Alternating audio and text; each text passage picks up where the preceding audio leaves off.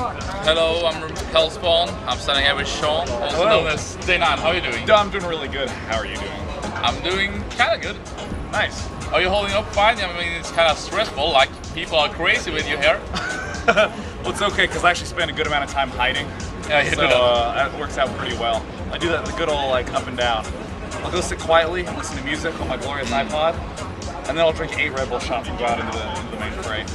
Works out pretty well. Were you prepared it would be like kind of a lot of fans here coming up? Like everybody wants to talk with you. I've never like seen you alone at least. Well, I don't know. I mean, I consider myself a huge nerd, so I don't really go to events and think like, oh, I bet a lot of people are going to want to see me. I'm still the same guy who stays up till 5 in the morning watching Drew War matches. So that's actually what I was doing the night before I got here, so I didn't sleep before I hopped on the plane. Gotta watch the beat-up, man. Yeah, of course, of course. So coming to this event, what were your like predictions of the tournament and like the feeling of it? I'm real impressed with a lot of players like Sarens and Morrow. I mean, just very, very clutch on stage. I mean, with the ways that they adjusted, the ways that they played, I know are very hard to do, and they did it quite brilliantly. So those two players I'm specifically quite impressed with. Also Tarson, who we haven't really gotten a chance to cover many matches for, he's doing real well. He's tearing through everybody he plays against. Yeah, for sure. And of course, Idra's doing very well. He's coming to the semifinal. But he looks mortal. Saren's really pushing to the edge. Yeah, for sure. So what do you think? Like these semifinals, who's gonna win it all?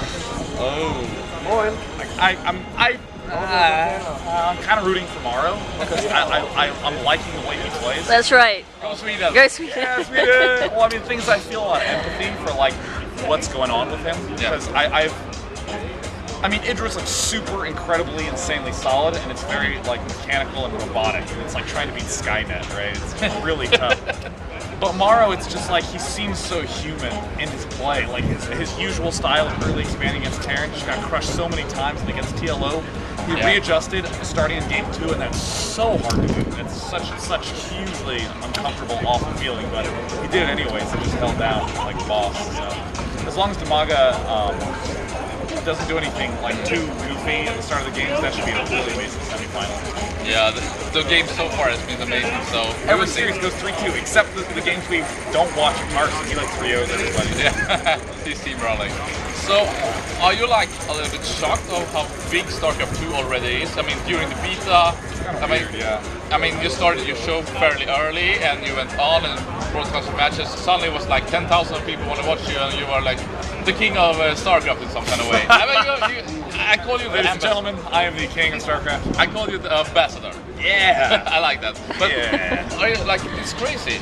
It's all out of control in the Western world. Love it, man. I mean, I think it's a little scary to be Blizzard right now because their game hasn't been out for 1 month yet, and there's so much pressure to make all the matchups be dynamic and interesting because some of the matchups have an odd flow to them where there's like a lot of options for one of the races at the start, and then it just fades to one, and for the other race there's one thing you can do at the start, and then you have all this other stuff you can do at the end. So I think that they're trying to, I know they're still working a lot on balance changes. They're probably going to be doing stuff a lot later down the line. I mean, they still have 2 more segments of the game to release. Yeah. So that I think is the most exciting part to me. Because I mean, like with Warcraft 3 when it came out, in beta, it was actually a horrible game. In beta. Like 6 archers, you just won every game. You didn't need a hero. It was like completely, totally broken. And especially at the end of the pure Reign of Chaos days.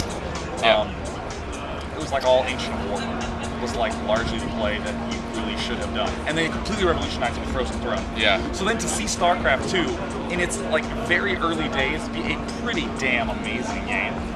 And then to know that there's still like several more years left of adjustment and tweaking and improvement, I think it would be silly for anyone not to try to jump on the bandwagon. Yeah, I think you're correct. And it was the same with StarCraft. Like until Brood War, it wasn't really taking off. Mutalisks won everything. No matter what, you like could not be Mutalisks. It's too easy. So talking a little bit about Korea, what are your like thoughts about it? Because in one way we have Kespa with the StarCraft 1, it has been so solid with all these teams, and it's like gigantic.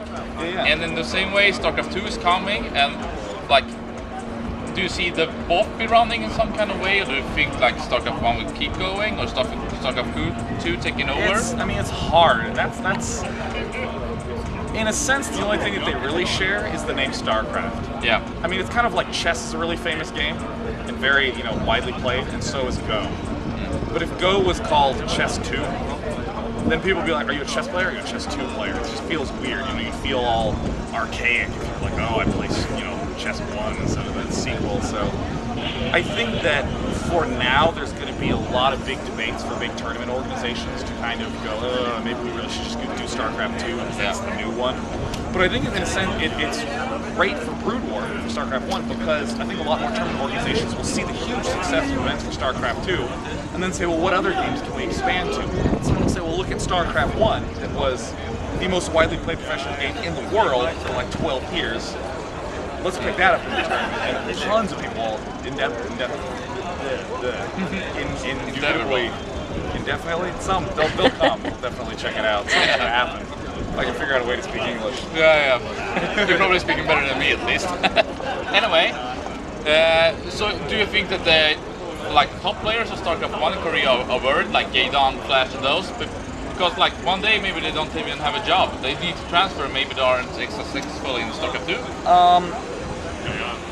I wouldn't be so worried about them having nothing to do. I mean, I do know that the StarCraft 1-star leagues are definitely being renewed for future seasons for Warp, so I mean, they still are going to be playing the same game. If for some reason everyone said no more StarCraft Brood War, it's illegal now. The skill set that you develop in Brood War absolutely transfers to StarCraft 2, so they would have no problem climbing their way to the top. Your personal life, how do you see the coming future? You're still gonna study for 1 year, or how it's going? Yeah, I mean, I really want to finish my degree. I mean, there's a lot of pressure to just drop it and devote myself to casting full time, but I accumulated a lot of debt to get through the first 2 years. Yeah. So I don't want to just stop and have a bunch of debt. For those who don't know, what do you study? Well, I've actually finished my undergraduate in mathematics, and now I'm doing a master's degree in interactive media, which is basically I'm focusing largely on games. So yeah, that's cool. You're in the right business. So taking all this hype and stuff, how do you think the next year will develop?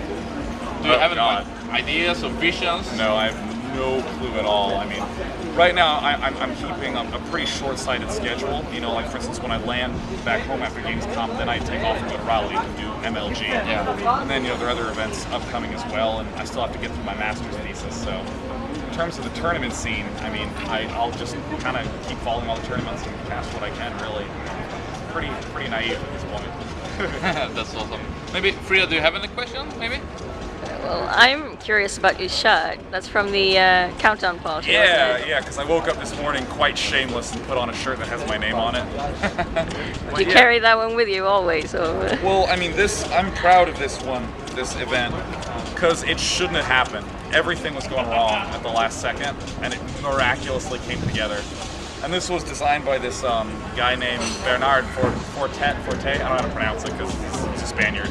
But I mean, he just made this amazing shirt, so we were handing them out at the party, and I just felt like wearing it. It's a cool shirt, isn't it cool? It's yellow. Yeah, sure. Fair enough. And I think the party was really, really cool. But for me personally, I think it was even cooler to hear you summarize it. I think it was in your 160 days or something. Yeah. I really loved it when you say, it's 3 hours left and we don't have a show. What the hell are we doing? Oh my god, that was the most stressful point of my entire life. That was. So, do you have any kind of last words? I've really trying to think of something inspirational, but a little bit brain dead. I put most of my energy into the cast. What are my last words? Okay, I'm not gonna go until I figure something out. I don't know. Keep playing StarCraft 2. Never. Okay. Oh, this is what I want to say. I get so tired of people going, I want to play games, but I also want to have a life. I mean, it's I hate when people weigh two things that can't be compared. It's I would drink a glass of milk, but I also want to have a life. You know, It's you can't comparing apples and oranges. So I guess milk and happiness. I don't. So I love the idea that now that you have big festivals like this, and there's these huge tournaments coming up, and there's also just cultural festivals about games. People are starting to just accept gaming as just a fun social pastime. So I'm delighted about that. Gaming's really fun. I'm never gonna stop. Is there any event you really want to go to? Have you heard of something that you really just have to go to? There's a lot more other esport conventions that I want to go to. I want to start going to a lot more fighting game tournaments. I've always wanted to go to Evolution. Oh, that's so cool. I always watch the streams for Evo, so I'd love to go sometime. Yeah, some Justin Wong versus Daigo matches. Dude, I met Justin Wong. He's like really quiet, and I was like a total idiot. I was like, hi, I watched your videos when I was a kid. It's like really cool to meet you. And he just walked right by me and went to the arcade, and I was like, oh, I felt all crushed. My knees were weak. I think one last question, even though you got the last word, sorry for that, but are you missing playing? I mean, you were a good player, you went to WCG many times, maybe you were considered even the best player in America for a while? Woo! Do you miss it? Yes, absolutely. Really miss it a lot. Because though people, I'm pretty sure, have a view of me as like a really energetic, bouncy, just like, sort of guy, I kind of, like especially Gamescom, I spend like an hour or two every day here, just like out and back, just sitting, listening to music, trying to just like uncharge from all the energy. And for me, playing is just a wonderful chance to just go real deep into problem solving and just sit and think and test and test. And it's a very sort of private, fun activity that I do miss quite a lot. Just that feeling of solving something that seemed insurmountable is just the greatest thing in the world. Yeah. Awesome. So, yeah. Thank you a lot, Sean, and so good much. luck Cheers. with the rest of the days and the StarCraft 2 commentary. Absolutely.